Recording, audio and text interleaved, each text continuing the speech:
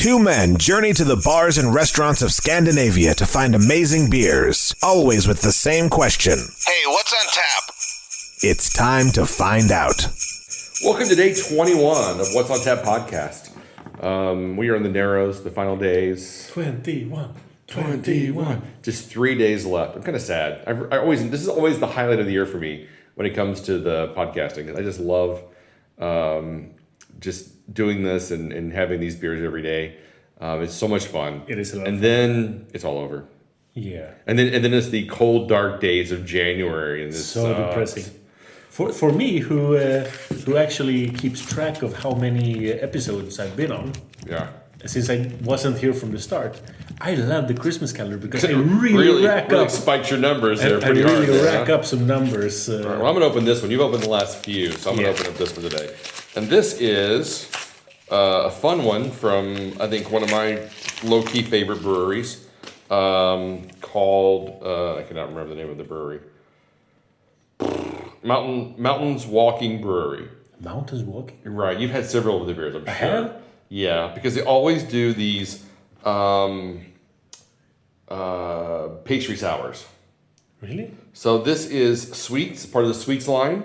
It's a sour ale with passion fruit, kiwi, and marshmallow. How can you not want that? I want it. I know. 8% ABV. I'm kind of agitating it a little bit because I'm sure there's some gunk that settles in the bottom.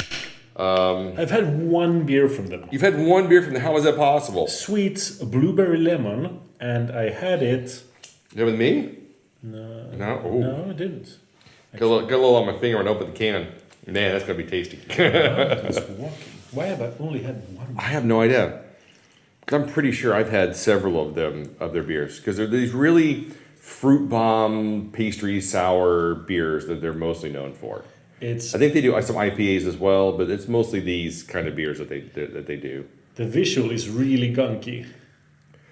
Oh, the beer itself? Yeah. It's definitely in that pastry sour, like fruit juice, like vitamin water. It looks like vitamin water and sewage water. Yeah. But it smells really good. Oh, you definitely get the kiwi passion fruit, marshmallow. I mean, it's all right there in the nose. I mean, it's just... To be fair, I almost smell licorice on this one. Because it's intense. Yeah. I mean, it's so intense in its smell. I can definitely see where it would spill over. Because I think that the passion fruit can be quite overwhelming. Yeah. I think passion fruit always works best as a complement to say like mango or blueberries or something that needs Or a kiwi bit of, and marshmallow. or kiwi. Kiwi also would be kind of I would almost say an inert kind of flavor profile, because kiwi itself it doesn't really have, like, you don't go kiwi flavor. It's usually like, oh, it kind of tastes like a cross between strawberry and something. Right.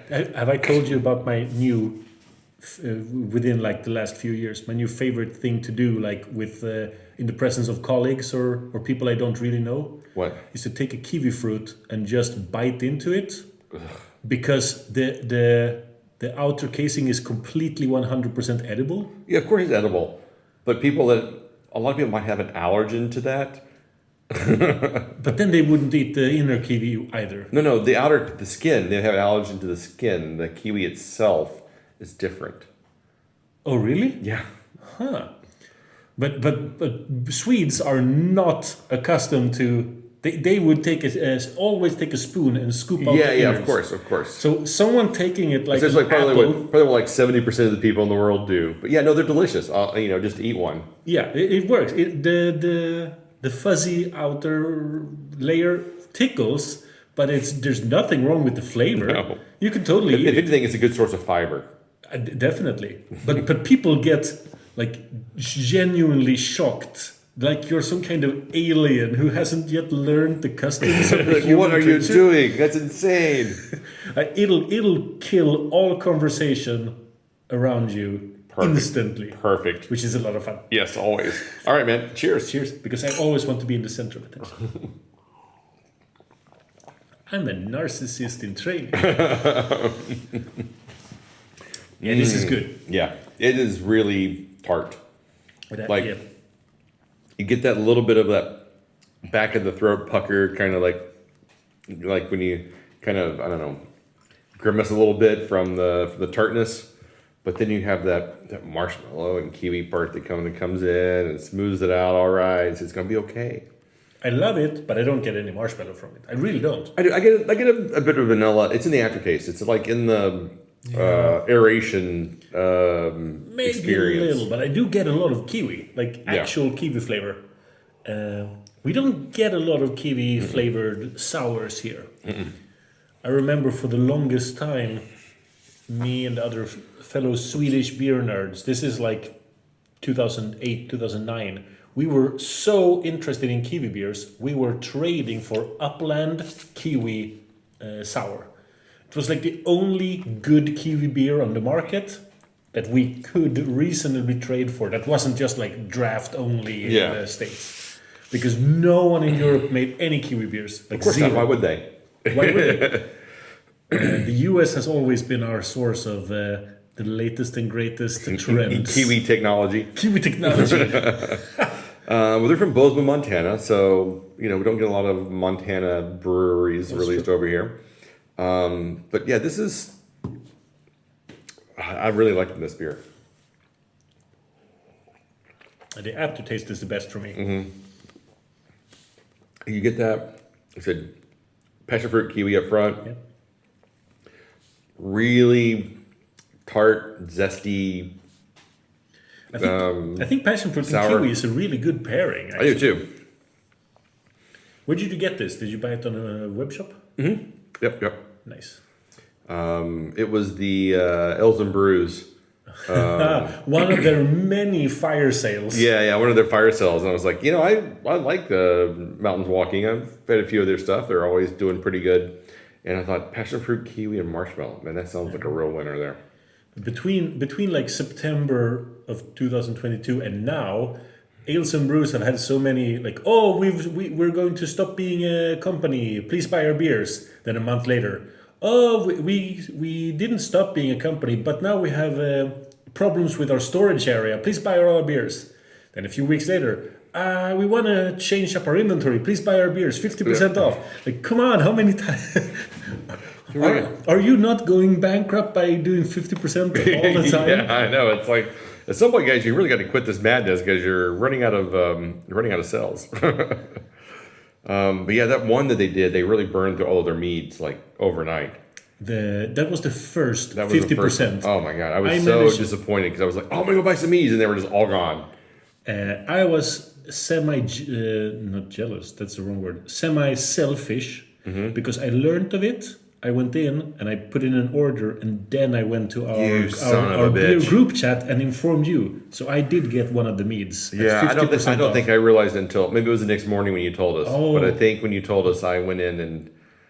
I mean, I told you 4 minutes after I learned of it. Well, then you did it in the morning as well. Yeah, probably. Yeah, because it was a morning thing. So then I went in and started like looking at stuff, and I picked up sours and stouts and a few other things, some lagers that nobody's going to buy. Right. Because web shops differ so much in pricing. Yeah, but they really, really do. Regardless of web shop, if you get a 50% off code, it'll always be cheaper than all of the rest. Yeah, it's a payoff. I mean, that was what prompted me to be like, I got to do this. So I think that's some pretty good stuff. But yeah, this is another one from that, and I'm really, really liking it. Nice, good deal.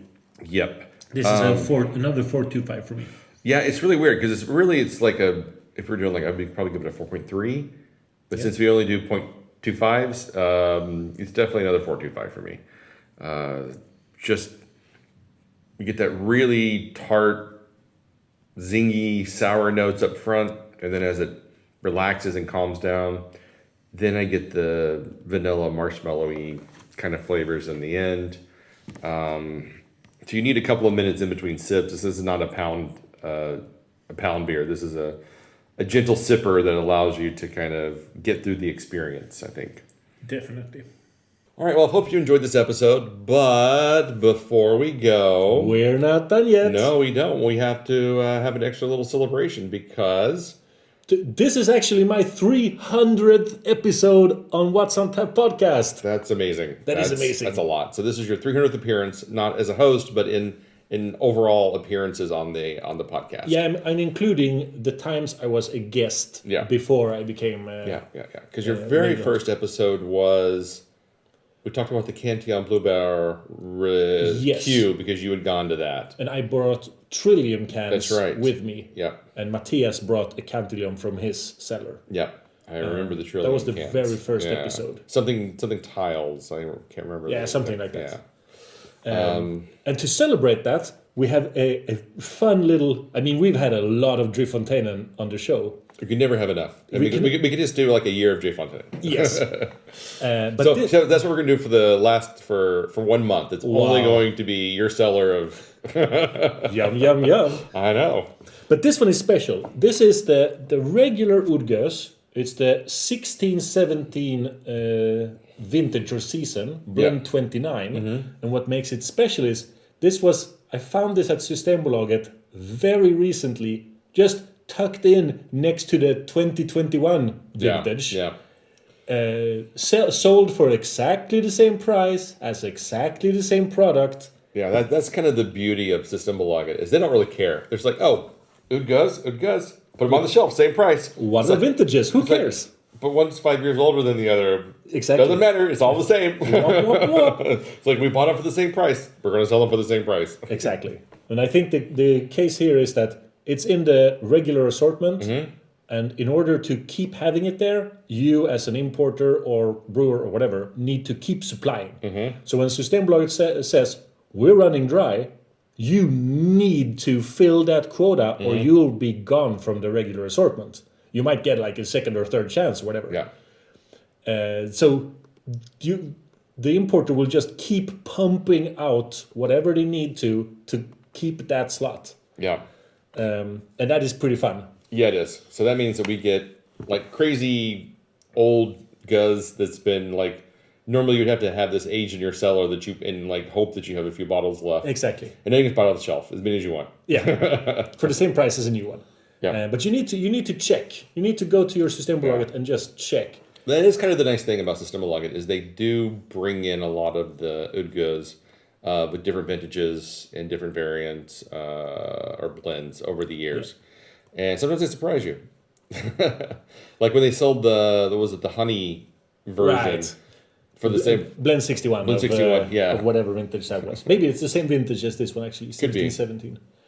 And that, basically all of that batch was at Systembolaget. Yeah, it was great. I think we had it 4 or 5 times, and I think I have a couple of bottles left. I have a few bottles. Yeah, it's a great beer. All right, well, cheers, man. Cheers. Let's dig into this.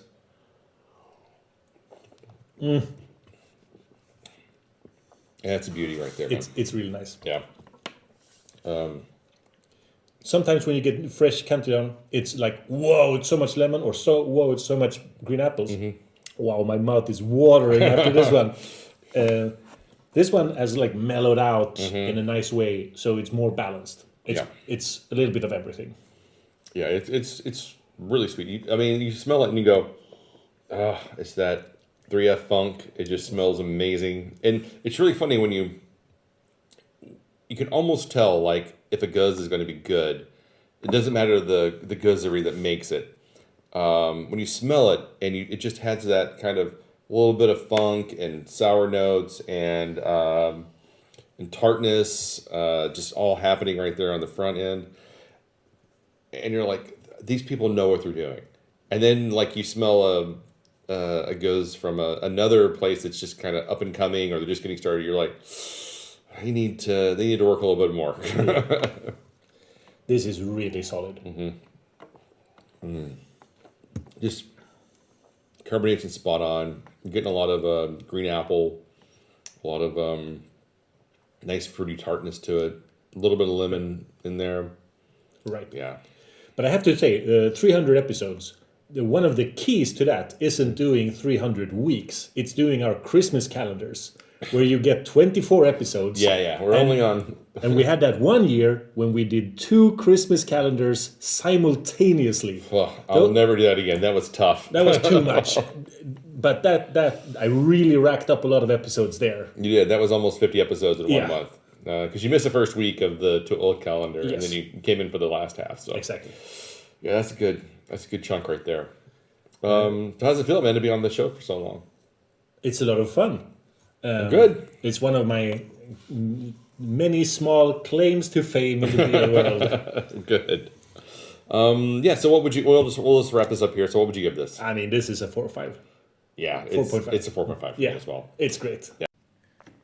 All right, man, another winner. We got 3 days left and 3 more beers, and I think they were in on a high note. Yeah, we have. Yeah, so the remaining 3, 1 from you and 2 from me. I know one of mine is a winner, and the other one should be a winner, but I'm getting more and more worried.